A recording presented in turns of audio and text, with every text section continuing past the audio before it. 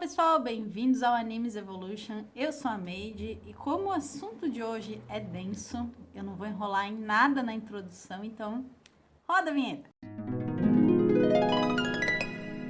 Para quem nunca teve coragem ou simplesmente não entende o hype que Neon Genesis Evangelion ou Evangelion tem, eu posso te garantir que não é por nada que a obra foi e continua sendo um marco na indústria. Eu tenho certeza que esse vídeo, ele não consegue desbravar todos os mangás, os doujinshis, os jogos, os CDs, o anime, os outros 6 filmes que tiveram que fazer para tentar consertar a cagada. Resolveu? Aí já não sei, mas o fato é que a gente está em 2024 e continuamos falando sobre Evangelho. Entre os altos e baixos da história, as polêmicas, algumas teorias que englobam toda essa história, primeiramente eu preciso pedir para que você se inscreva aqui no canal. Se puder também curtir e compartilhar esse vídeo para que ele chegue em mais fãs ou pessoas que gostam desse tema, além de dar uma olhadinha aqui embaixo nas nossas redes sociais, tem o link do WhatsApp, tem os links para você poder comprar na Amazon com alguns descontinhos. Ajuda a gente aqui no canal também e tá tudo aqui na descrição. Mas antes da gente ver os produtos impressos aqui no Brasil, você que não está situado na história deve estar muito perdido, né? Então eu vou tentar fazer um resumo, mas resumo mesmo, tá? Os acontecimentos do mangá são do ano de 2015, onde a Tóquio 3 tenta se reerguer, enquanto a Tóquio 2 tá ali servindo como uma espécie de metrópole provisória. Tudo isso porque a Tóquio 1, eu vou chamar de Tóquio 1 aqui para vocês entenderem melhor, foi um dos poucos lugares no mundo que conseguiu se manter, entre muitas aspas, depois que o segundo impacto, nos anos 2000, permitiu que metade da população fizesse parte do plano do Thanos, se é que você me entende. Nesse fuzuê, além de construir a Tóquio 3, o Japão criou uma organização especial paramilitar chamada de NERV, porque monstros gigantes, que aqui a gente chama de anjos, começaram a atacar. Aqui a gente sabe que o Japão, especificamente porque tinham sobreviventes, mas também acho que em outros lugares do mundo tiveram esses ataques. O objetivo era claro, acabar com qualquer ser humano presente no planeta Terra. Acontece que a NERV só conseguia bater de frente com esses anjos usando uns mechas gigantes, que eram tão bizarros quanto os anjos e que tinham a peculiaridade de só poderem ser pilotados por nascidos após o segundo impacto, ou seja, adolescentes de 15 anos. O Gendo Ikari, que era o comandante assim no topo, era o manda-chuva da NERV no momento, vê que o Shinji, que é o seu único filho, seria um possível piloto do gigante EVA 1. E apesar de ter abandonado, negligenciado esse moleque por anos, ele obriga o pentelinho a entrar nesse robô muitas vezes. Entra na porra do robô! Eu não vou! Mas vamos falar do que interessa. O trabalho original. O mangá, que foi lançado no Japão de 95 e só terminou em 2014, teve sucesso tão absurdo que a Conrad não demorou muito para adquirir esses direitos lá em 2001, num formato meio tanco que vocês podem ver no vídeo. Eu chamaria como um formato repugnante, mas ele de fato é simples, de capa mole, e custou entre R$ 4,50 a R$ 6,90. Foi impresso num papel offset, que não era muito agradável aos olhos, e eu sei que você está pensando, meu Deus, como isso é barato? Mas eu já te respondo que, na verdade, não. O meio tanco, como o nome já sugere, é a metade de um tanco padrão de 200 páginas, ou seja, 2 volumes tornam-se um só. Custando na primeira parte R$ 4,50, 2 volumes meio tanco formariam um tanco de R$ 9,00. E conforme os anos foram passando, esse valor foi aumentando e quando a Conrad encerrou a produção, um tanco ou 2 meios tancos custavam R$ 13,90, enquanto a Panini e a JBC vendiam seus tancos, os reais, de 200 páginas, com capa cartão e qualidade minimamente superior, não era lá muitas coisas não, a R$ 9,90 e R$ 10,90 respectivamente. Então, se você ainda acha que o meio tanco é a solução para deixar os mangás mais baratos ou acessíveis? Eu já te respondo que isso nunca aconteceu, nunca foi a solução. Inclusive, geraram alguns prejuízos, porque é um gasto a mais não só com a impressão, mas com a distribuição. Mas isso eu vou falar um pouquinho mais para frente. O mais legal dessas edições, em todo caso, são esse formato antigo que trazia muitas informações extras. E como não tínhamos, quer dizer, como não se tinha internet, a gente dependia, quer dizer, as pessoas dependiam de revistas, de matérias independentes ou coisa parecida. De forma muito certeira, a Conrad ingressou esses especiais no final da maioria dos volumes, e eram informações não só sobre a história, como do autor e até coisas sobre os dubladores. Além disso, a gente também tinha as cartas e perguntas dos leitores, numa sessão bem divertida e nostálgica, mas às vezes me dá vergonha de ler hoje em dia. O que você realmente precisa saber sobre essa edição é que a New Pop não foi a primeira a perder os direitos autorais enquanto ainda publicava o seu material, porque isso tinha acontecido muito antes com a Conrad no volume 20 do Meio Tanco, dessa edição maravilhosa, que foi uma verdadeira catástrofe. Ainda mais se você pensar que a danadinha ainda estava tentando lançar um formato de luxo 2 anos antes disso tudo acontecer. E eu não preciso reforçar que igualmente foi um fracasso. O material era extremamente caro, com preço de capa de R$ 22, com um modelo de publicação mais ou menos padrão japonês, mas não foi suficiente para vender. E eu, particularmente, nunca vi essa edição sendo vendida, ou então, assim, com pouco preço. Se você teve essa oportunidade, como foi o caso do Davi Júnior, que conseguiu essa edição por uma bagatela muito boa, eu particularmente acho essa edição rara, não é qualquer lugar que você encontra, mas sempre tem a pessoa desavisada que está vendendo por um preço assim muito barato. Eu vou deixar aqui na descrição o vídeo do Davi Júnior que mostra um pouco melhor essa edição, tem alguns detalhes, ele fala como ele achou essa edição e o que ele acha sobre ela. A princípio ela é muito bonita e assim, bem comum do que a gente vê hoje em dia. Então eu acho que foi um tiro no pé lançar essa edição por R$ 22. Mas hoje em dia ela super custaria isso e seria barato.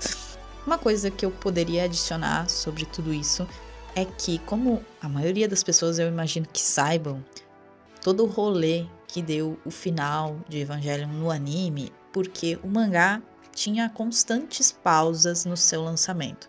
Então eles precisaram meio que inventar um final e foi todo aquele fuzuê. E mesmo a Conrad se segurando muito a cada volume, lançando um meio tanco por mês, ou seja, quando o volume de 2004 lançava, eles lançavam um primeiro volume, a primeira parte do volume no mês, por exemplo, 10, e a segunda parte no mês 11. Então, a periodicidade era muito ruim, muito louca. E isso necessariamente não era problema da Conrad, e sim do material original, que demorava muito tempo para ser lançado. E por isso, a maioria dos volumes lançados pela Conrad, e nisso eu falo principalmente nos últimos volumes, que estavam sendo lançados a cada 2 anos, era muito tempo. Então eles precisavam fazer um comunicado a cada novo volume lançado no Brasil, explicando o que tinha acontecido no Japão e ainda relembrando os antigos volumes, o que passava nos volumes anteriores, o que era bem chato, vamos dizer assim. Porque para uma pessoa que lia conforme os volumes eram lançados, particularmente era muito chato ter tanto tempo um volume novo. Mas para quem maratona hoje e lê esses volumes atualmente, tendo toda a coleção em dia, ou ela completa, enfim, é sempre muito maçante ver aquele resumo de cada volume, quais eram os personagens, sabe? É bem chato. Também preciso mencionar o que infelizmente era padrão nas edições da Conrad, porque se você acompanhava os mangás deles, uma vez ou outra, na sua coleção você teria algum erro em algum mangá. E eu não tô falando de erros com a impressão, eu tô falando de erros de troca de palavras, troca de página. Eventualmente sempre acontecia com um mangá da Conrad. Eu sempre brinco que a Panini teve um professor e ela se chama Conrad. Além disso, enquanto a obra original lançava, sei lá, um volume por ano ou até um volume a cada 2 anos, eles também decidiram imprimir o spin-off que eu acho que é o mais famoso da série, que é o The Iron Maiden Second. Inclusive, durante muito tempo eu fiquei chamando essa série de The Iron Maiden segunda temporada, como se existisse uma primeira, sabe? Como se a primeira série fosse a série original e essa seria uma segunda. Que não faz muito sentido também. Até porque a história aqui é focada nos personagens, na vida deles mais tranquila, no cotidiano escolar, onde, sei lá, o terror deles não fossem o fim do mundo, e sim por que a Asuka não tá saindo com o Shinji, ou porque a amizade com a Aren é meio conturbada. Esse é o foco e o drama principal do que tá acontecendo nesse spin-off. É muito fora da realidade do que a gente conhece na série original. Eu só dei alguns exemplos do que provavelmente pode acontecer nessa série, tá? Mas os robôs ainda continuam aparecendo, eles estão lá, tem algumas lutas, mas tenha o foco de que isso não tem nada a ver com a série, a não ser os personagens envolvidos nessa trama.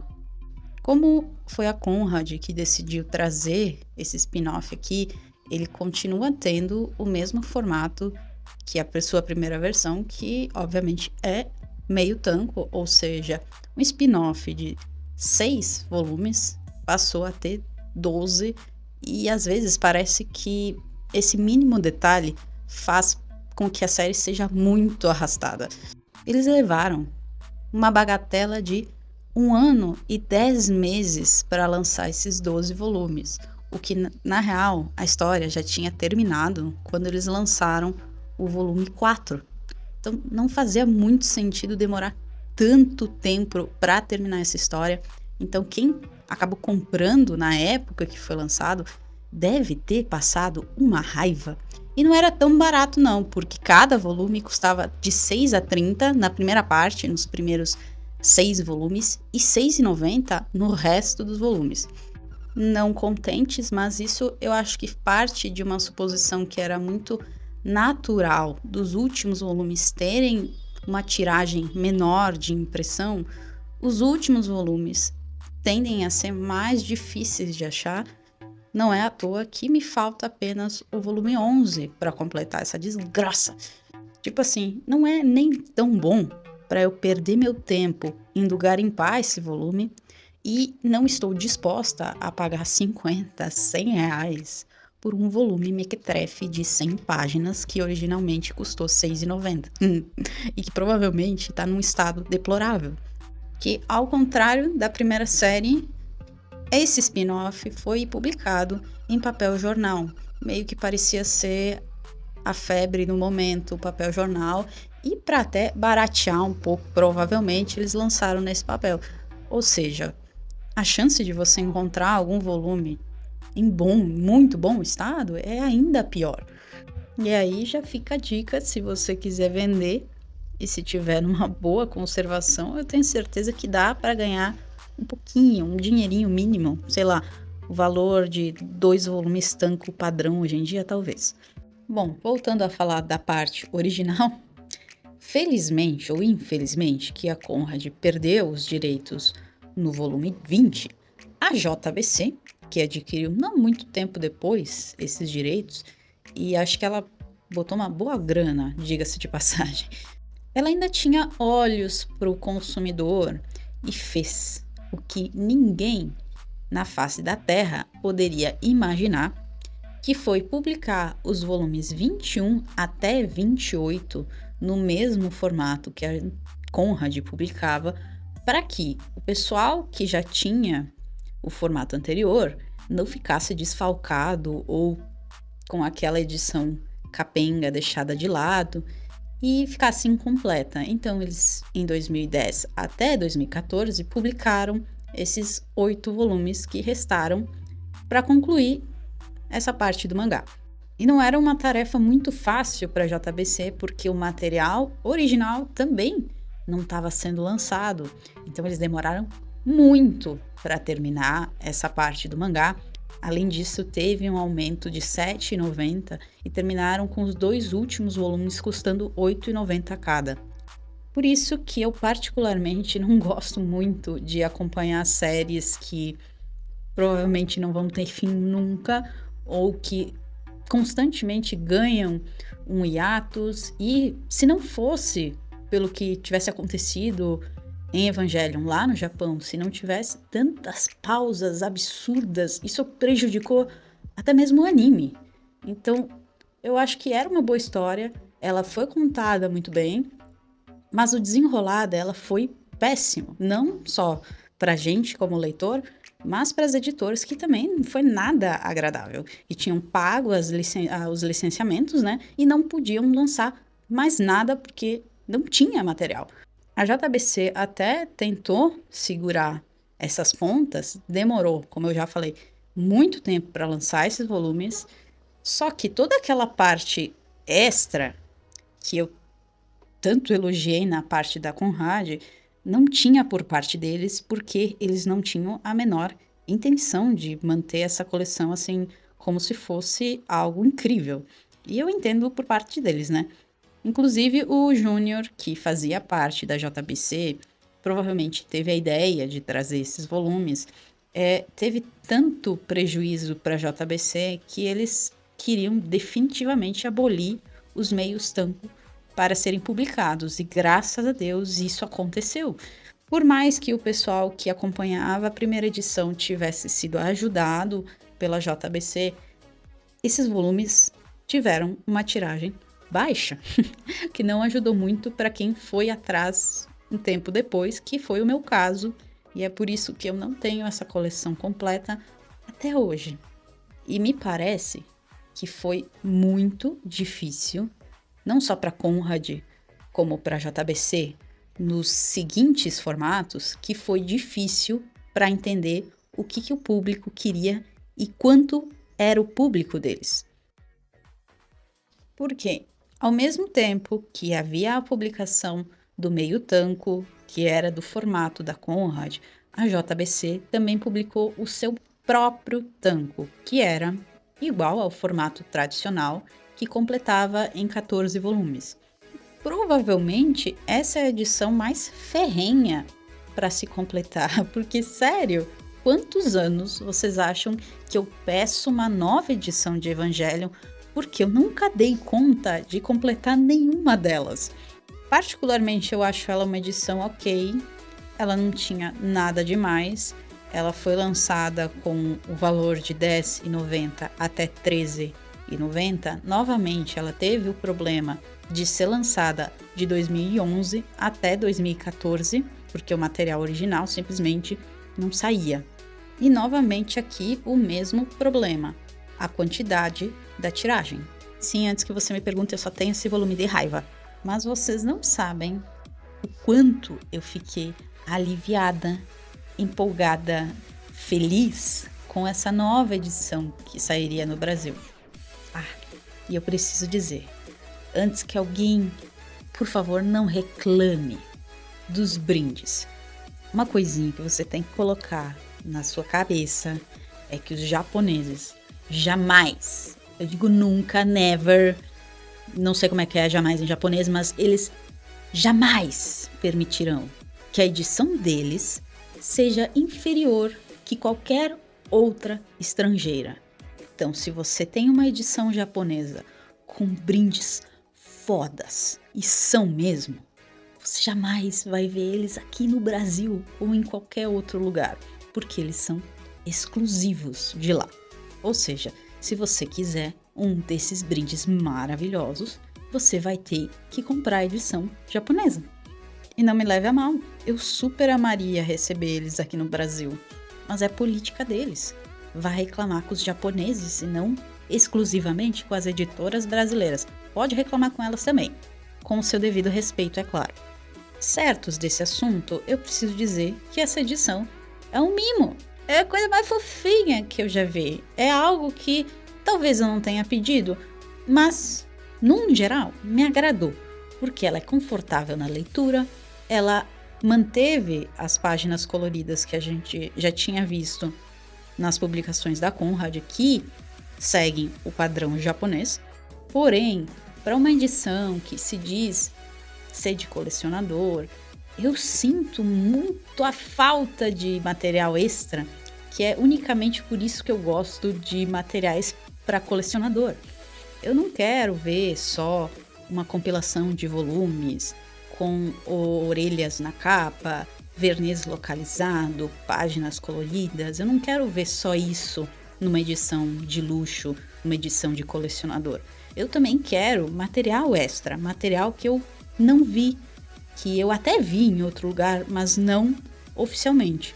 E eu, obviamente, eu vou me abster de comentar sobre o preço, porque por unanimidade a gente acredita que R$ 74,90 e R$ 79,90 não são preços compatíveis com o que a gente vê e o que a gente está recebendo.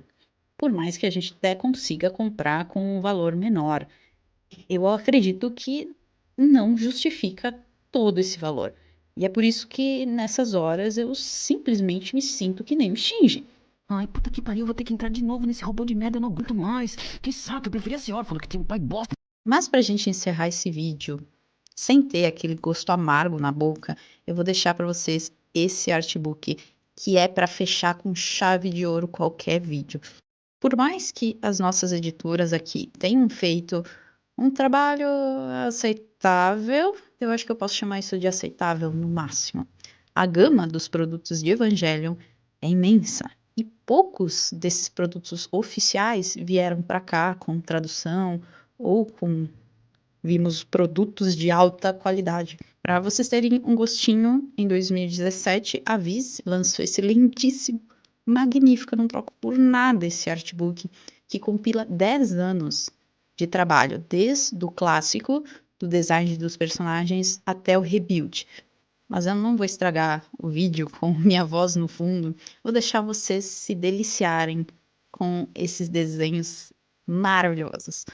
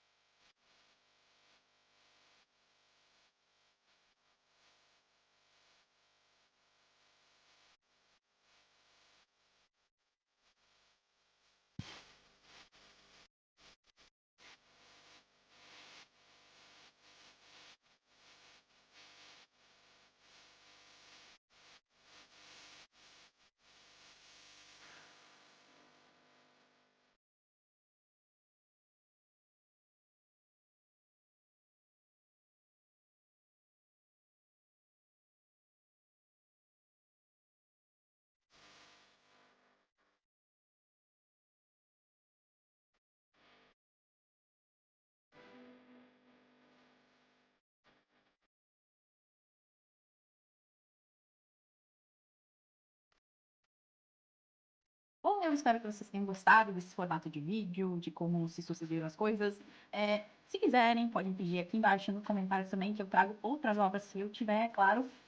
Mas o mais importante é que eu tenha trazido essa vontade de você pelo menos conhecer um pouco mais sobre Evangelho. E se você já conhece e continua perdidaço das ideias, não entendeu muita coisa, tem a teoria do ouriço, tem outras coisas que envolvem Evangelho, que ficam subentendidas, eu indico você dar uma olhada no site evangeliumbr.com. Tem muita informação, tem muita coisa. Eu já reli aquele site inteiro, tem sempre coisa nova. E é muito divertido para se você é fã e também se você não é. Mais uma vez eu peço, se você não é inscrito no canal, se inscreva e curta esse vídeo se você gostou. Eu vou ficando por aqui. Até mais. Fui!